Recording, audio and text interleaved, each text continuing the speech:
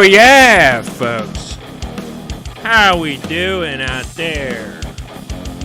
How we doing out there? I, of course, am your fearless leader, Brett DeMott, here with another episode of How You Been? That's right, folks. Episode 1424 of How You Been with Brett DeMott. Oh, yeah. Oh, it's been a week, folks. Let me tell you that. August starts, the heat comes in. That's right, July, cold month.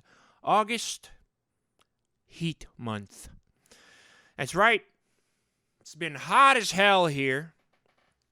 I've been sweating my little dick off. It's been crazy. But last week, what did I say last week? I said, folks, I'm going to come in next week and I'm going to have a smile on my face.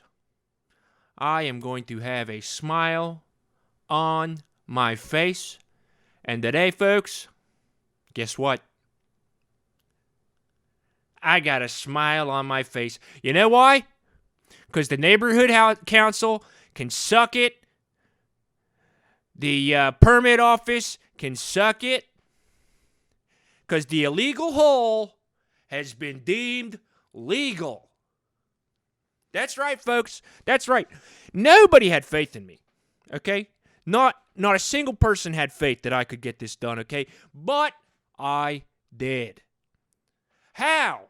Brett, how did you convince the permit office and the neighborhood council to allow you to dig without a permit? The answer is simple, folks. Lie about what the hole is. It wasn't construction, folks. I was dog sitting. For a week. Huge dog, St. Bernard. Belonged to a friend of mine. Told him the dog went outside. I let the dog stay outside overnight because the dog didn't like how hot it was inside my house, so I let him go outside. Dog dug the hole. What are you going to do? Give my dog a fine? Sorry, can't. Can't find the dog. Can't find the dog, first of all, because the dog, it doesn't exist. Folks, if anybody here works for the permit office, this is a double jeopardy situation, okay? Yeah, if you're watching, permit office, hello? I tricked your ass. You made the hole legal, and now I ain't got to worry about it. I got a hole in my backyard, still ain't put a pool in it, but I ain't got to worry about a $500,000 or $5,000 fine, which is what I was worried about. Before I went down there, I looked up what the fine would be. Fine would be $5,000, which is, let's just say, about 100 times more money than I got in my bank account right now, which is a scary prospect, okay? But that's what happens when you go from owning a store to being a part-time employee, folks. But yeah, so the hole is taken care of, but that wasn't the end of my problems this week, folks. In fact, the smile on my face with regards to the hole went away almost immediately. Because I don't want to get boring here, but let's talk for a second about parking garages, folks. I think we need some kind of governing body sitting in a room thinking about how you build a parking structure, okay? Here's the question. You got an above-ground parking structure. The floor numbers should go up the higher that you go, right? You got a parking structure that's below ground. The numbers should go down the lower that you go. Am I wrong? So the first level should be whatever the top level is. So if you got 7 layers of parking deck down there, the first one you park in should be layer 7, and then it should go down to 1. Okay? 1 should be the closest to hell. Okay? 7 should be the closest to the building. Or, yeah, you could go negatives. You could start at 0 and go -1, -2, -3, -4. That might get confusing. But it don't make no kind of sense for the numbers to go higher when you go down. Since everybody knows the permit office, high traffic area for some reason. So it's got 5 layers. It's got 5 decks on it. And so I go all the way down. I go all the way down to the bottom. and I'm on the bottom. So I'm thinking, I'm thinking I'm on parking layer 1, right? That's where I think I'm at. Okay? I go into the meeting. I get it all so good. I make these guys apologize. I get the fine wiped out. I get the issues all taken care of. Cut to 15, 20 minutes later, I'm walking out into the parking garage, and I'm walking around P1. I'm walking around P1, okay? I'm thinking, my car's around here somewhere. I go up, I go down, I go up, I go down. I don't see my car nowhere, okay? So I start freaking out, okay? Yeah, my car ain't worth a lot of money, okay? But, somebody could steal it for parts. They might be able to get a couple panes of glass out of it. Maybe a seat or two. So I'm thinking my car got stolen because it ain't on P1. I'm walking around. I say, okay, maybe I got confused. Let me go to P2 just to be sure. Just to be sure. I go to P2. I walk around. It ain't there. It ain't there either. So I'm sitting here thinking, for sure, my car got stolen. So I call the police. And let's just say the cops in this town don't respond very quickly to any calls because we only got 3 or 4 of them, it seems like. Cops show up. They walk all around. They tell me, when's the last time you saw your car? I'm like, I just parked it here about an hour ago, 2 hours ago. Anyway, they don't find it. They put in an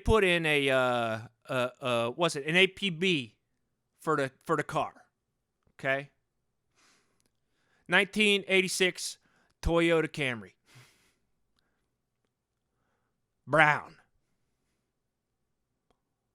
Black interior.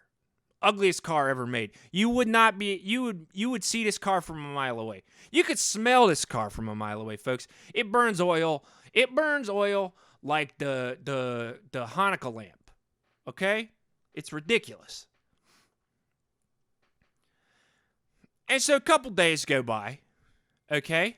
A couple days go by. I'm sitting there thinking, okay, the car's got to come back. At this point, I got to ride home. Okay? I got to ride home. I'm sitting home waiting for a call from the police. The police don't ever call me, so I'm freaking out, okay? I'm sitting here. I got a hole in my backyard I don't know what to put into, okay? I got a wife who's still on vacation up in Pittsburgh with my 3 kids. I got plenty of stuff to do around the house. I got to figure out the front door situation at some point, okay? And on top of all that, I ain't got a car to haul nothing in. I ain't got a car to go to work in. I'm going to have to walk to work, and that's a long walk, so I'm freaking out. So days go by, folks, and I still ain't got no car. So I start thinking I'm going to have to buy a new car, so I'm going to have to start selling some stuff. So I go through the fridge and try to find any of the old like sweets or anything I got in the thing, maybe repackage them, sell them for a couple bucks. I don't know how to make a dime these days. Talk to Robert, see if I can get an advance on my next paycheck. He says you're already in the hole. And so I'm losing it. I'm absolutely losing it. Cut to yesterday, folks. I realize that I left my favorite pen at the permit office. So I walk over there. That's 2 hours. That's a 2-hour walk. I walk over there. And I go in the office. They got my pen, whatever. They say it's in the lost and found, which is in the bottom of the parking garage. For some reason, they put the lost and found in the bottom of the parking garage. And I'm like, Jesus Christ, that's crazy. So I go out there. Turns out, my car's been parked on the bottom floor of this parking garage for a full fucking week. And I'm sitting here thinking, Brett, you stupid idiot. Your car's been here the whole time. You thought you were on P1. You were on P5 because they got the numbers the numbers go down. And I'm sitting here. I get so mad. And I start throwing a fit, okay? I start throwing a big old tantrum. It gets hairy, folks. I'll be honest with you, Okay? I'm in the little parking guy's office. I'm tossing his desk over. I'm tossing his computer down. I'm flipping his chairs. I ripped his checkbook in half because he had it sitting on the desk. I was like, you know what? You cost me time. You cost me money. I'll cost you money. I'll rip his checkbook in half. Who's got a checkbook these days anyway? Nobody's balancing a checkbook. Who writes checks? Nobody does. So it turns out my car's been down there the whole time. I get to my car finally after a week of it sitting down here. It's got 4 parking tickets, folks. First of all, I didn't know that the parking enforcement officers could go into a parking garage and start giving people tickets in there. That seems like it's against the rules. Should be, anyway. If it's not, it should be against the freaking rules. And so now I got a stack of parking tickets, $78 each. 78 times 4 is, I don't know, less than 400, something, maybe 300 or something. I don't know. 300 a couple. And I'm sitting here like, I got myself out of a $5,000 fine, but now I got a $300 fine, which in the grand scheme of things is just about the same as a $5,000 fine to me these days. It's unbelievable, folks. All because these idiots thought it would be better to put the parking structure upside down. They installed the thing upside down. I'm just saying, it's ridiculous. If I got any construction guys out there or gals, hey, I'm sick of society telling women they can't swing a hammer. If you want to swing a hammer is what I say, ma'am. If I got any construction folks out there, I'm serious. If you ever get a job and they tell you to install it upside down, you tell them, Brett the Mott told you can't do that no more. Okay? We got to stand up against unlawful instruction. Okay? People give you an unlawful order, you say, no, sir. I ain't going to do that. And I know it ain't illegal to put the parking structure in upside down at a store or at a federal building or anything like that. Okay? I know that. All right? But I'm just saying, we all got a moral responsibility to make things easier and better for everybody else, okay? That's all I'm trying to say. That's it. That's all I'm trying to say. It's on us to make things better for everybody. Sorry, folks. That got heated. So I got to figure out how to make a little over $300 this week so I can pay those parking tickets. Otherwise, they say my car's going to get impounded. It's got enough tickets that if they see it on the street, it'll get booted or impounded, depending on how they choose to proceed. So, fingers crossed, I don't lose my car again this week. Fingers crossed, I can pay these tickets and I can get out of the hole that I dug myself in. Sorry to rant, folks. I know that was I got a little bit heated. I'm so sorry. I'm so sorry, but it's been a week. It's been a week, folks. Holy smokes. Yeah, we're a little over halfway through the year now, huh? What is it? August 4 or something like that? August 3, 4? What day is it? I don't know. Can't keep track anymore. At this point, I'm thinking Christmas is on the way. And that's a crazy feeling. It feels like the year just started, and now it feels like Christmas is on the way. Scary stuff. You lose years faster every year that goes by, folks. It's the way time works. The longer you've been alive, the faster time goes by. Because you start to understand how much you've lived versus how much you are living versus how much you have yet to live. Aging is scary. It's freaking scary. I don't know what got me on that, but it's just what I'm thinking about right now. So, I'm really excited. We got a great guest on the show today. Old friend of mine, Davis Plum, is going to be in here. We went to college together. Very excited to see what Davis is up to. But before we get to Davis, I'm going to quick hit the old mailbag. Obviously, if you got any thoughts, comments, questions, or whatever, you can send them to howyoubenshow@gmail.com, and every week I will get to at least one question. At least one. Right now we'll go to the old mailbag. Question of the day is, hi Brett, first time, long time, 2-part question for you. How have you adapted to life in the pandemic, and what is a great way to fill time now that I lost custody of my kid? Okay, first part of the question is, my life ain't changed that much. Surviving the pandemic, I mean, I stayed home most of the time anyway. Stayed home, went into the garage, didn't really do much. I'd go to the movies every now and then with the kids, but I never really enjoyed it, so it ain't like I'm trying to do that now. So in terms of adapting to the pandemic, I guess it's just getting used to not seeing people out the window anymore. So that ain't much. Now the second part of your question hits a little close to home. Obviously, I haven't lost custody of my kids, but I've lost contact with them because the only method of contact is through the ex-wife. Sorry, not ex-wife. She is still my wife.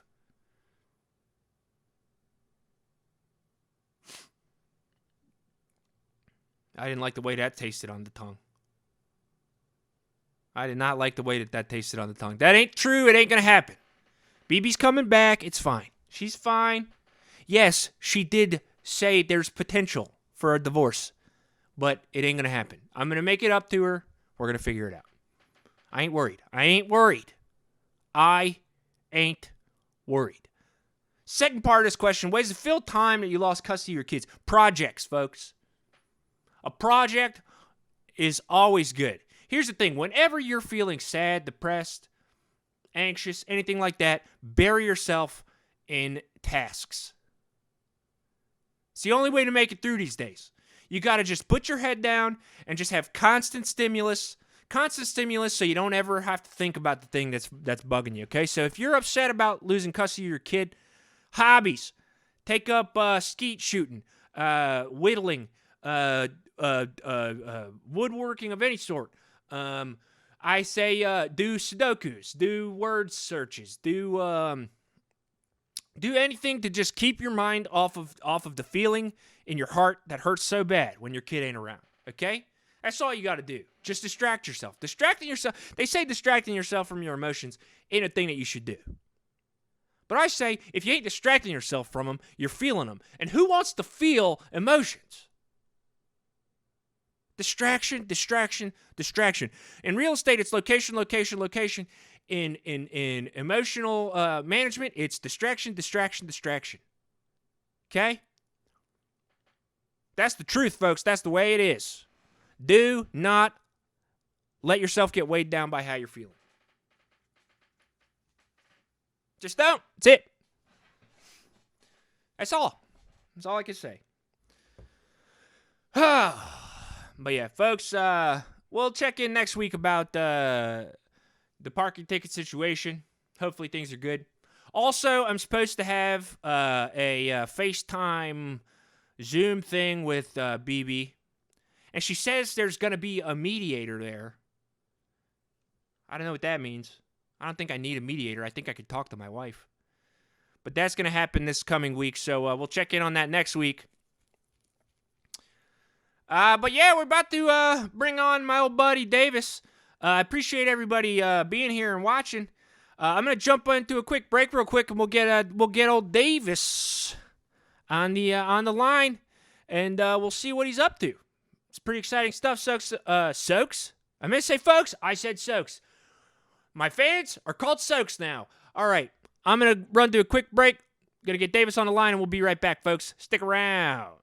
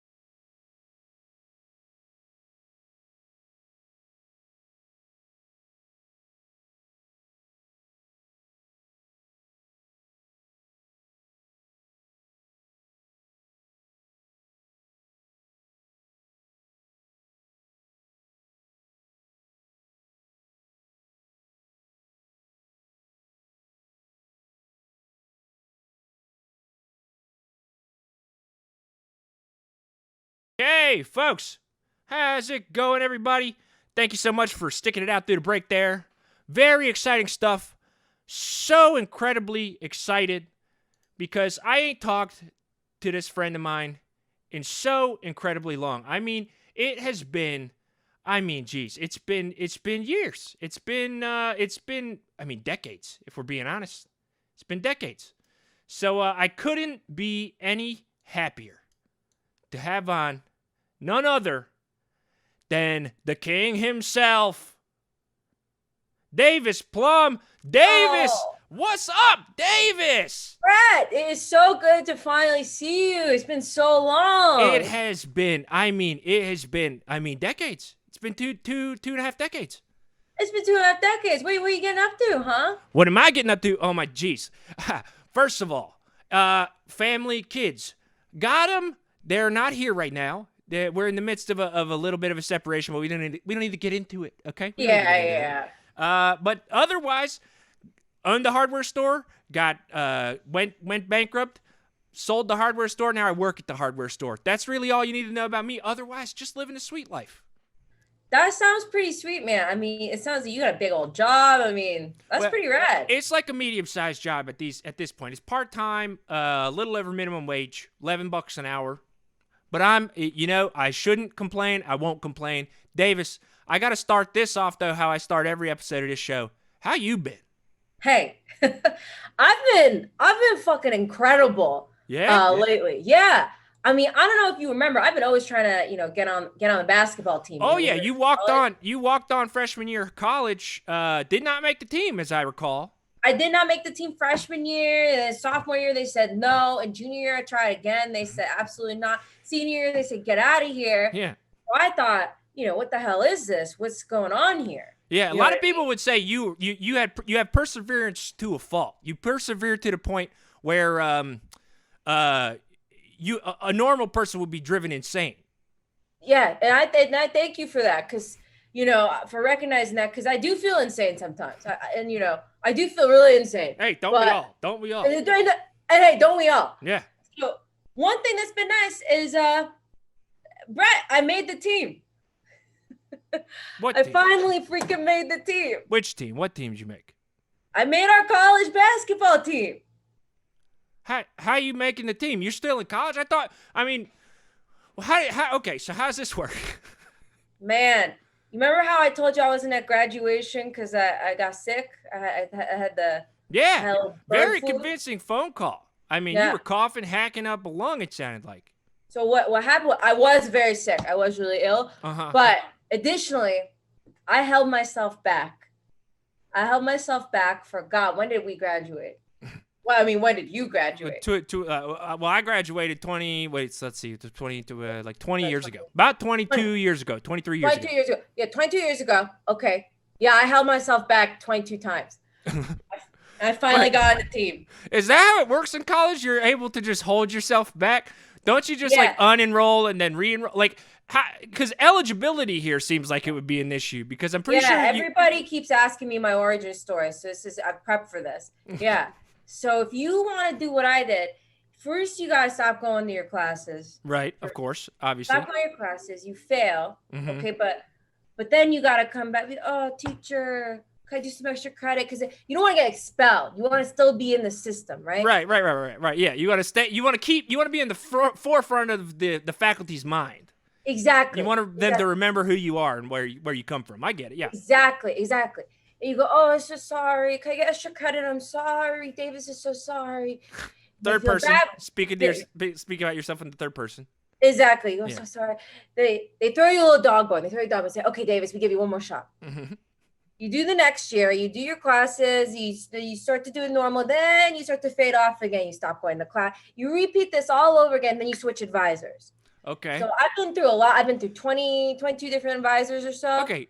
Have you been paying to attend college for the past 22 years? Yeah, I've been paying. But you know what? This is what they say: no pain, no game. Hang on. I think you're mishearing that saying. I don't think it's not no pay, no game. Huh? It's no pain, no gain. No pain, no game. You don't pay. It's pay to play. You got to pay to play. I don't think that may be what it makes sense if you've lived your whole life thinking that that's the saying, that it's no pay, no game. Yeah. Then it makes absolute sense that this is where you ended up. But I'm telling you that you have lived your entire life completely mishearing that sentiment. Well, irregardless, 6 and 1, 20 dozen of the other, it doesn't matter. Those two numbers ain't even close to each other. It's just I finally freaking made the team, and I'm feeling. Okay. Yeah. Let's talk about that, because I'll be honest with you. The story doesn't matter. The end result is what matters. Okay, we don't need to see the whole walk in a movie. Cut out all the exposition. Just get to the gravy, is what I always say. Watch the last scene. Any movie. Exactly. You've seen the movie. Yes. If you watch the last scene, you've seen the movie. If you've seen the last scene of Sixth Sense, you've seen the movie. Oh, that's a movie that if you have seen the last couple scenes of that movie, you've definitely seen the whole movie. You've seen the movie. Yeah. I won't say that's true for every movie, but definitely Sixth Sense. If you've seen the end of that movie, you ain't got to watch the rest of it. You don't gotta watch. No. You think Bruce Willis is alive the whole time? Yeah, you get it. Spoilers. He's dead the whole time. Spoilers. He's dead, folks. He's been dead the whole time. He's been dead. That movie's so old, though. If people ain't seen that, then that's their problem. So you made the team. I'm assuming when you say made the team, you walked on again. You did a tryout. Yeah. They saw your skill and decided that you are good enough to play for a college basketball team. Yeah, they said it's weird. They used that quote. They said, you are good enough to play for a college basketball team. And I was like, about damn time. I'm twice the size of these young boys. I mean, Jesus. That's right. Because these guys, notoriously, you've been growing. You're sitting down right now so people can't see. You have a pituitary issue that has kept you growing for your whole life, right? I'm very huge. Yeah. Man, it was absolutely psychotic.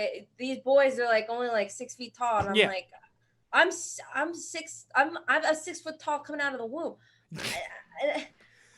And this is true. A lot of people say, Davis, don't lie to us. You weren't 6 feet coming out the womb. And I'll say this: I have met Davis's mother, and she, let's just say, she is showing signs that she had a baby that was 6 feet coming out of the womb.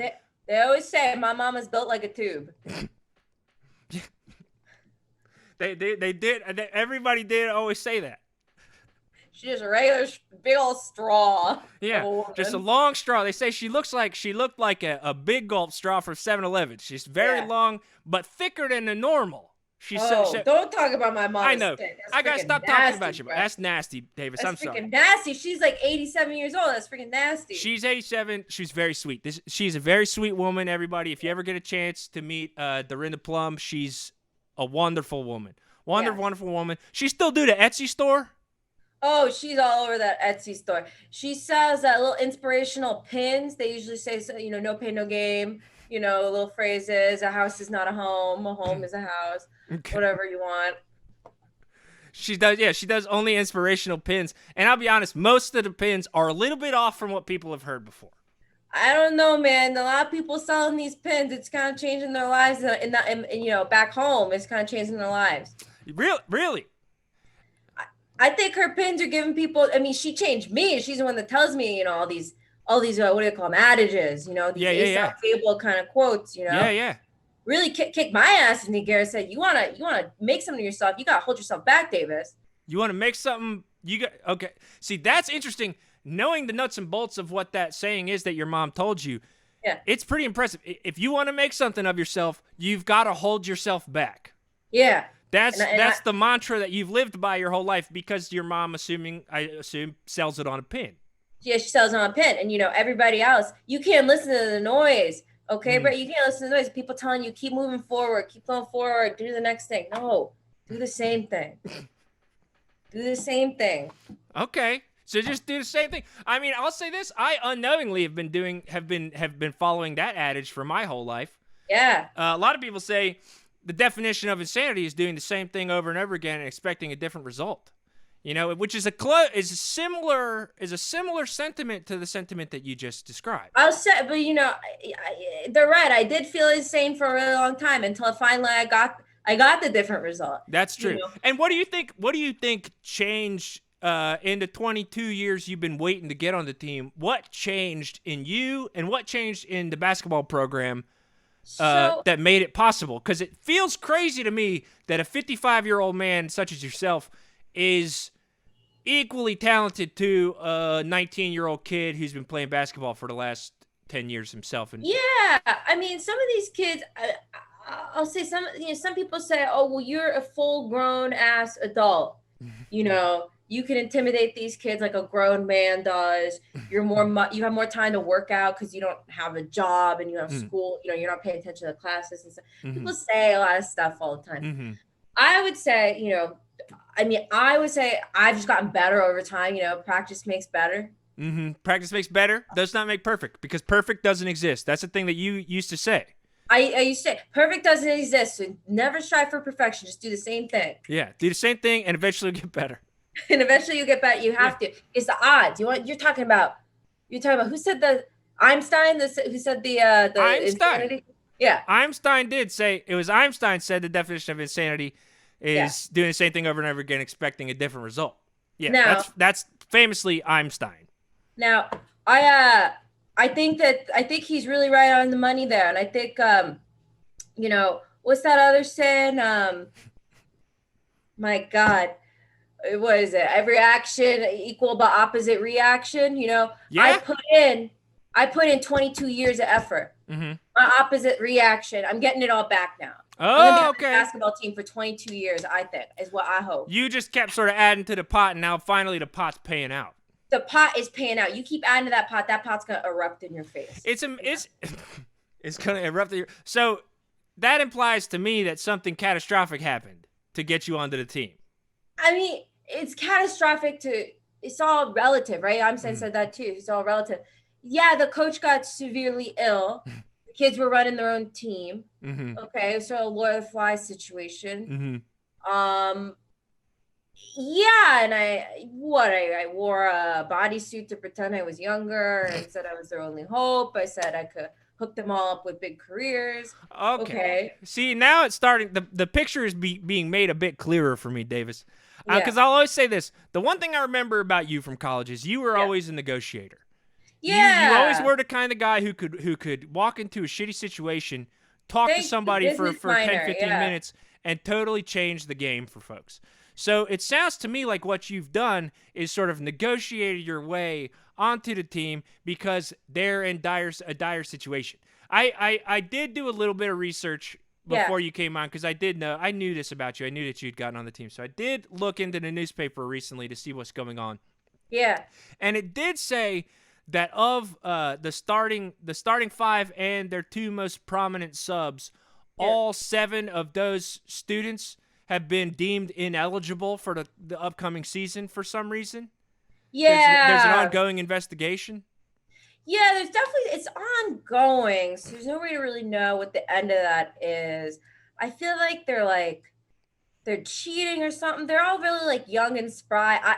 I had a little earworm, to kind of report to the higher ups like, hey, are these kids juicing? They're able to they're jumping higher than anybody should. So you reported that nobody from the school is going to be watching this, and if they are, it's a double jeopardy situation. They can't take you off the team. They already put you on the team, so you can be honest here, Davis. Is that true now? They can't. It absolutely works in every situation. I need that in writing from you. It works in every situation. Once you decide, so that nobody can ever change their mind once the T's have been crossed and the I's have been dotted. That's the law of inertia. You keep going. Exactly. Yeah. Things move forward. We never go back. So you could say.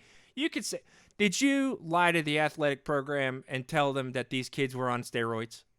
Now, but this is a pretty huge accusation because I'm not lying. I heard an ear where I see these kids are jumping. They're jumping like 2-3 feet. Right. And I'm like, I can't jump without my knee cricking or whatever. So I'm like, well, that's because you're a 55-year-old man. You don't have the knees that you had when you were 20.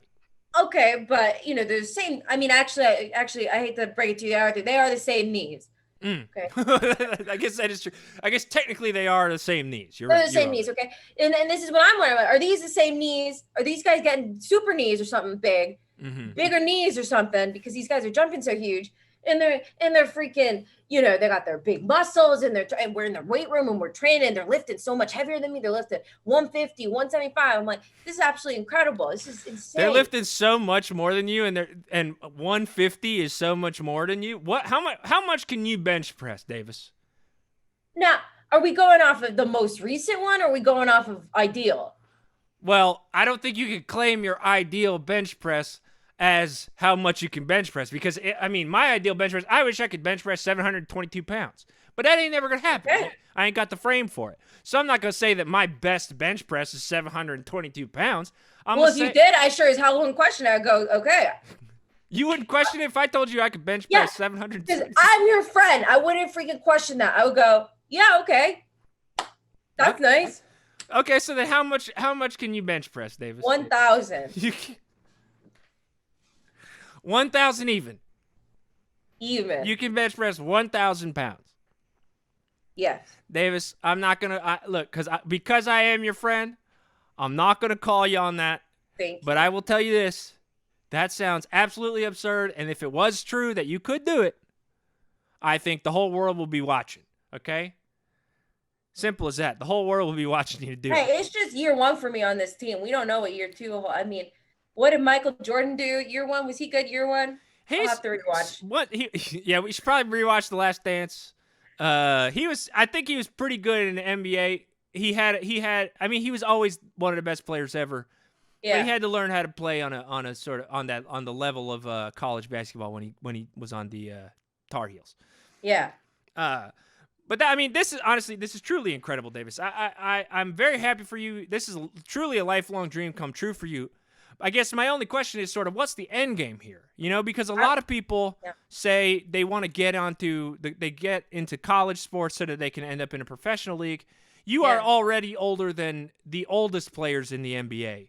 Yeah. So the idea that you would sort of make that transition into professional sports doesn't seem like it's on the table. So what's the end game here, Davis? If you're going to play college ball for presumably 4 more years, is that your intent? Yeah, I'm hoping unless I get plucked 4 more years, Plucked? Unless I get plucked. Like for the NBA? Like you get drafted? I could get plucked. We don't know. Okay, Davis. In order for you to get plucked, here, let me explain what'll have to happen to anybody who doesn't watch basketball who's watching this. In order for a college player to enter the draft early, they have to be so astronomically good that it would make sense. Absolutely. I haven't been paying attention. Have you guys even played a game yet? No, it's summer now, so right, it is summer. Haven't gotten started. It is summer, so you haven't started. So you're just presuming that you will do well enough once the season starts that you're going to get plucked. None of these kids have the tenacity that I have. All right? A recruiter's never going to see that in any other kid in this whole country except a grown man. I guess, I really cannot argue with that. The tenacity required from the age of 18 to 55. Yeah. To continually attempt to walk on to a college basketball program, constantly being told no, constantly being forcefully removed from the premises. Yeah, one time they used that crane, like a freaking. They did. They were building a new annex to the humanities department. Yeah. And there's a crane there, and you did one of those big things where you're like, I ain't leaving, and you chained yourself down to the bleachers. Yeah. And they moved the whole bleachers out. They plucked up the bleachers, and I was dangling off those bleachers, and they moved the bleachers outside. That was the only damn way they could have gotten me out of that court. Yeah, and they did.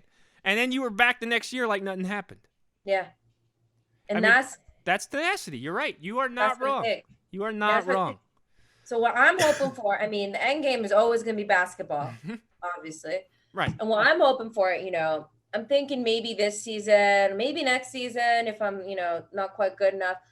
Yeah, a recruiter's going to spot me, and they're just going to kind of be like, yeah, I believe in this, in this kid, this man. Yeah, I don't think they'll call you a kid. Because, I'm not even going to say that. They're not going to, maybe they're not even going to bring your age into account. If you're good enough, they won't even see age. Age is only a thing that people bring into account if somebody can't hang no more. That's true. And let me tell you, I can hang with these kids.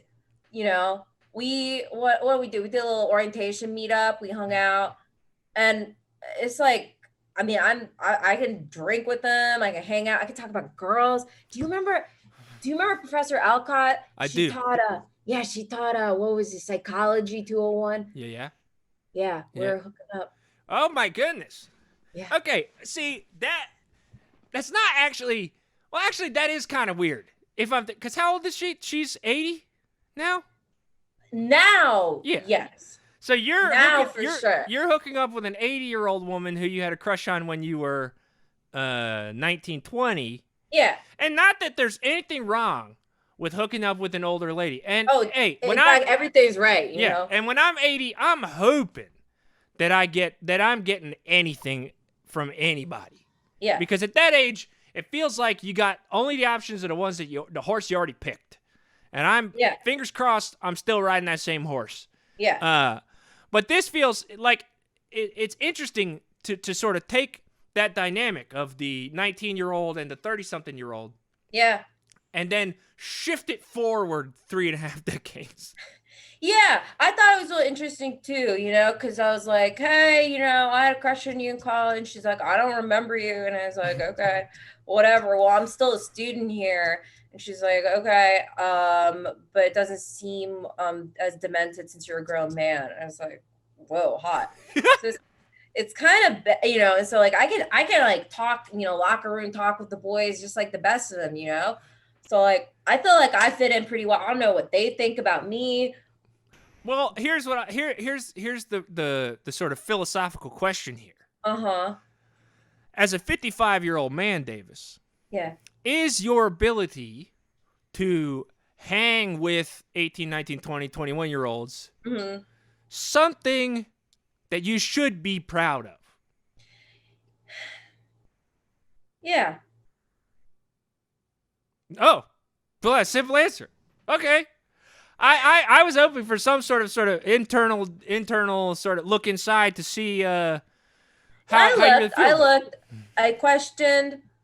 I think it's cool. I think it's nice because ultimately, you know, we're a team, right? Mm-hmm. They might, I mean, maybe they see me as the old 55-year-old man who's fucking farting on the court or whatever.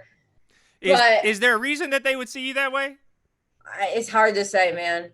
It's hard to say. You know, there's some things that example was so kids I can't predict, you know. Yeah, that example was so in the forefront of your brain. Yeah. It feels like maybe you might just be the 55-year-old man who's farting around the court. Hey, tomato, man, I don't know. You know, some things with these kids, I don't quite understand the lingo, but at the end of the day, we're a team. I don't see a group of 18-year-old kids born in 2002. That's crazy. Yeah. I didn't even know people were allowed to be born in 2002. That's crazy. I did because I've had all 3 of my kids have been born since 2000. In 2002? Yeah, 2001, 2007, 2011 I had kids. 16, 13, and 9. I think I did the math right. BB, I hope my wife doesn't hold that against me if I got it wrong. I'm pretty sure that's the years that they were born. Your 16-year-old's going to go to college. They can see me play. Yeah, well, hey, I'll tell you this. There's a good chance they might get in also. It's and not as a safety school. They're excited. They're excited. Wow. My 19-year-old decided not to go to college. Kind of similar situation. Sorry, not my 19-year-old. I'm sorry. I got confused. I was thinking about my niece. Never mind. That's okay. We all think. Sometimes we think about it. Yeah. You know. It's not a situation that we need to discuss. Sure. Sure. But Davis, I know I only have you for a few more minutes, so I just want to make sure that that everything is good though in your life. You're happy. It's amazing. You're happy. It's amazing. It's amazing. I'm super looking forward to this season. You know, God, I hope I can really like prove myself and you know maybe get recruited for the NBA or something. Maybe be in the draft. I'm really hoping. I think here's what I'll say. I say this to everybody who I come into contact who has a big dream. Yeah. Okay? Don't hang your hat on one hook. If that makes sense, okay? Tell your mom she needs to put this on a pin. Okay. Don't hang your hat on one hook. Yeah. Because if that hook falls off the wall, your hat's on the ground, Davis. And nobody wants to put a hat on once it's touched the ground, okay? It's dirty.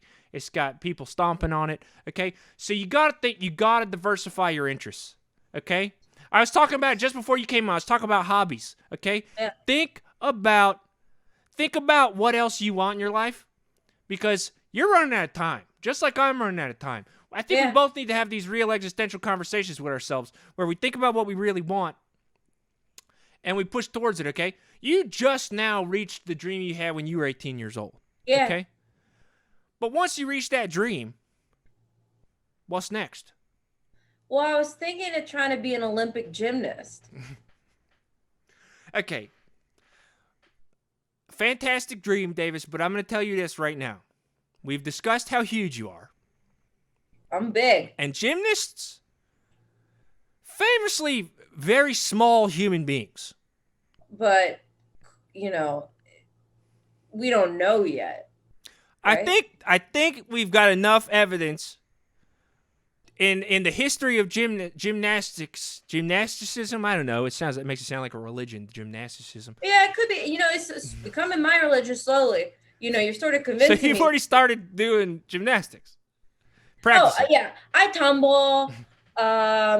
You know, I'm trying to get these parallel bars set up in my house, but, you know, the ceiling's not quite high enough. Yeah, those are like 8-9 feet tall. So yeah, that'd be tough to probably practice. Being a person who is almost twice 6 feet tall, as we've discussed, it might be difficult for you to put parallel bars in. All I'm saying is, Davis, I want you to have a real practical future as well, okay?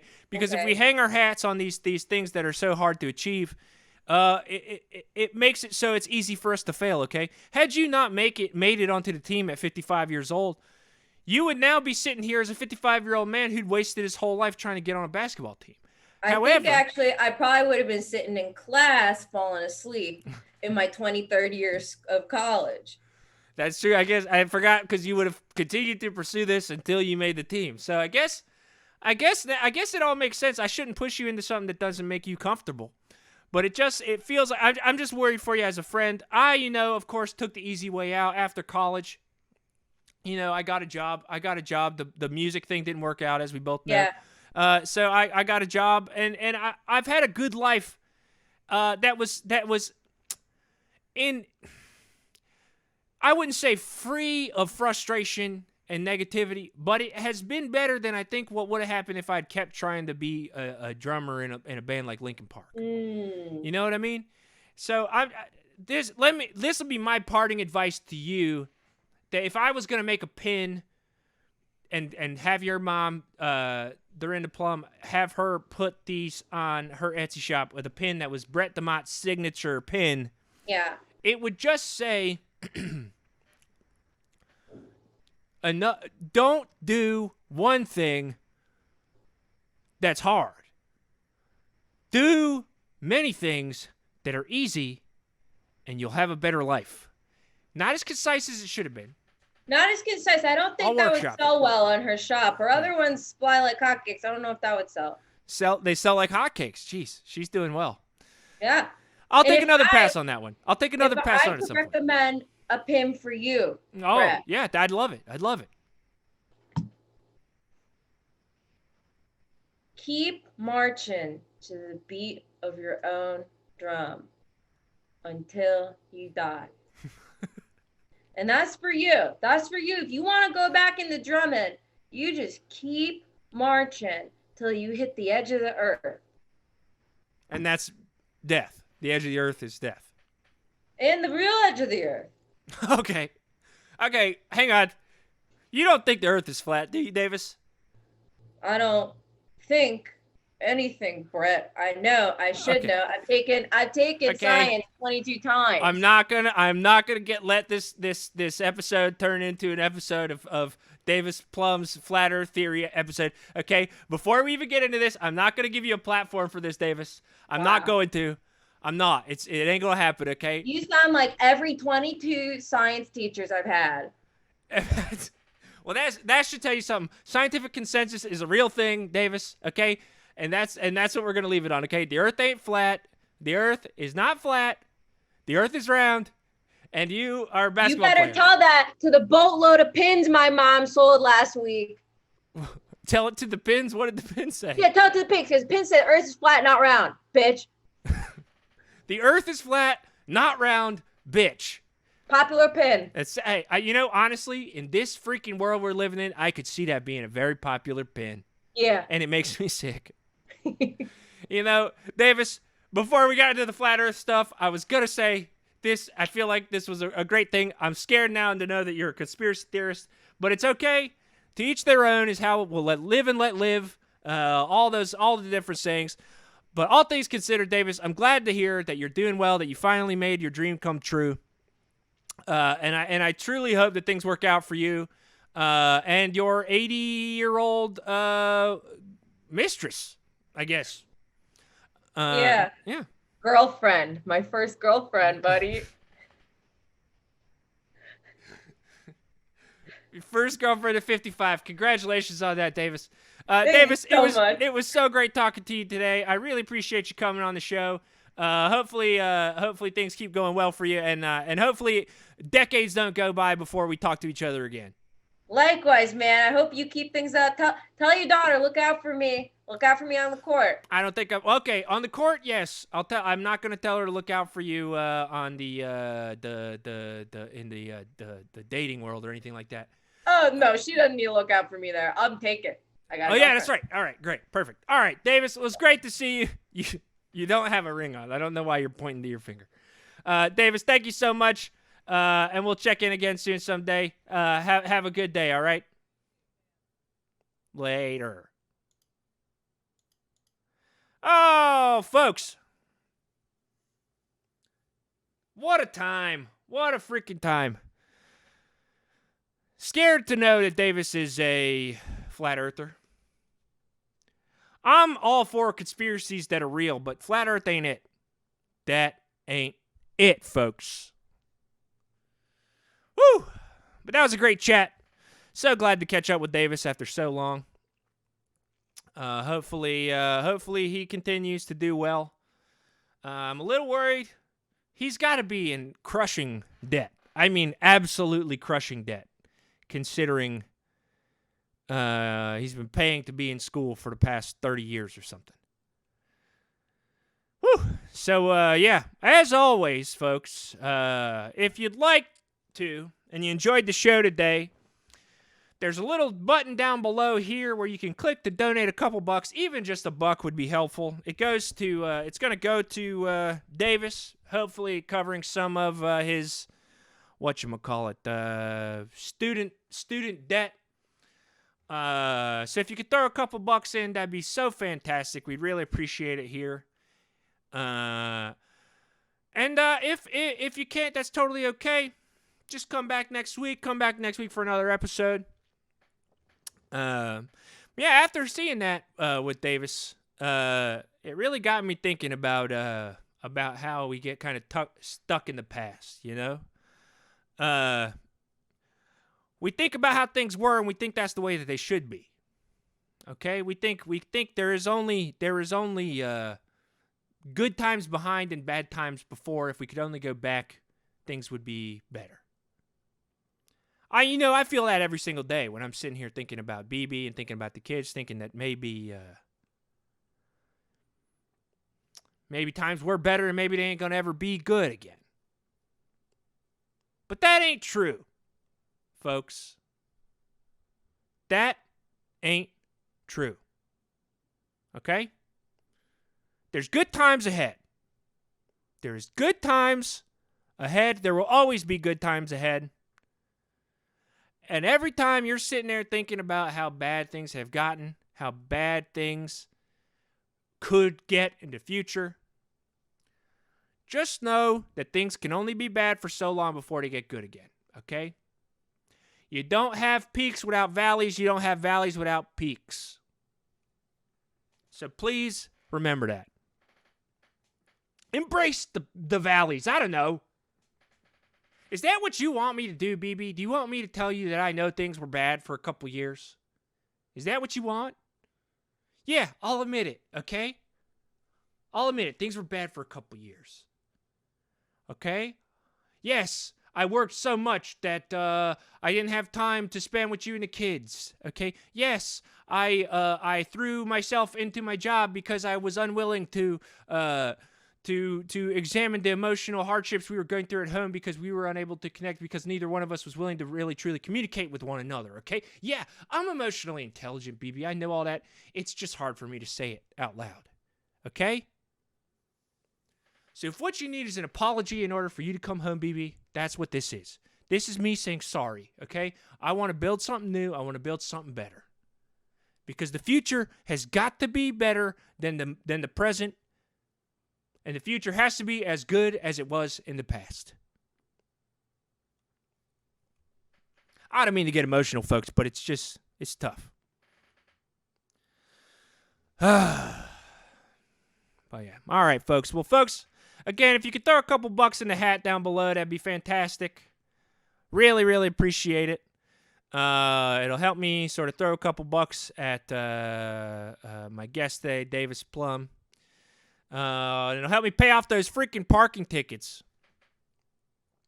Whew, those parking tickets are a son of a gun. But yeah, we'll check in next week on that. We'll check in on my check-in that I have with BB this week as well. So hopefully I'll see y'all next week. Hopefully the sun will still be shining. Hopefully it won't be quite so hot. But we got another great guest next week. You'll find out John, my producer, he'll announce it on Friday on his stream who's going to be on the show next week. So tune in for that. And I really appreciate everybody sticking around and watching the episode. And we'll be back next week with another one. So I guess all I could say until next time is Brett out.